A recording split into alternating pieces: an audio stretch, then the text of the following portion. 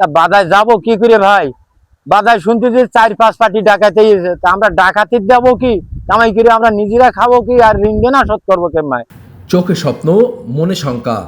এমনই পরিস্থিতিতে জীবিকা আহরণের তাগিদে কেউ মেরামত করছেন মাছ ধরার নৌকা, কেউ সারাই করছেন জাল, কেউ বা পর্যটকবাহী ট্রলার।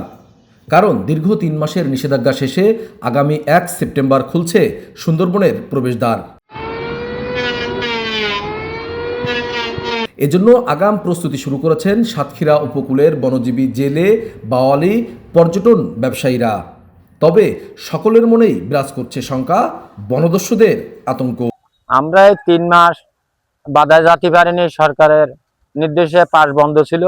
আমরা ঋণ দেনা করে এই লোক দৌড়া জাল দৌড়া সারাই করেছি, সমিতিতে লোন টোন তুলে আমরা এবার বাদায় যাব। তা বাদায় যাব কি করে ভাই? বাদায় শুনতে যে 4-5 পার্টি ডাকাতি হয়েছে, তা আমরা ডাকাতির দেবো কি?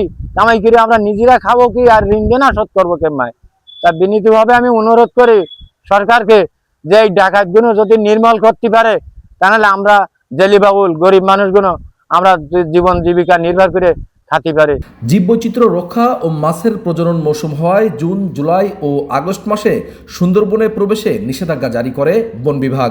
এই 3 মাস কর্ম হারিয়ে উপকূলের বনজীবী পরিবারগুলোতে তৈরি হয় হাহাকার। খেয়ে না খেয়ে দিন কাটে জেলে বাওয়ালি পরিবারগুলোর। গত 3 মাস বন্ধ থাকার থেকে আর্থিকভাবে যে আমরা কত অসুবিধার ভিতরে আছি। বোট 3 মাস তো ডেঙ্গার উপরে উঠানো থাকলে রোদ মেরে সব নষ্ট হয়ে যায়। এগুলো সমিতি জায়গার থেকে সুদ লাভে নিয়ে এই টাকা নিয়ে মেরামত করতেছি, খাওয়া দাওয়াও করতেছি সেই টাকায়।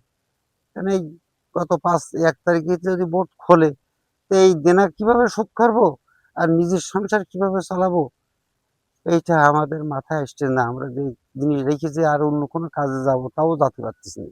এই দুর্বিষহ সময় কাটিয়ে আসছে 1 সেপ্টেম্বর খুলবে সুন্দরবনের প্রবেশদ্বার। তাই আশায় বুক বেঁধেছেন সুন্দরবন নির্ভর মানুষ। দীর্ঘ 3 মাস পাস বন্ধর জন্য আমরা সুন্দরবনে প্রবেশ করতে পারিনি। সামনের 1 তারিখে পাস দিবে, ওই জন্য আমরা লক্ষ্যগুলো মেরামত করতেছি, আবার সুন্দরবন গিয়ে মাছ কাঁকড়া ধরবো।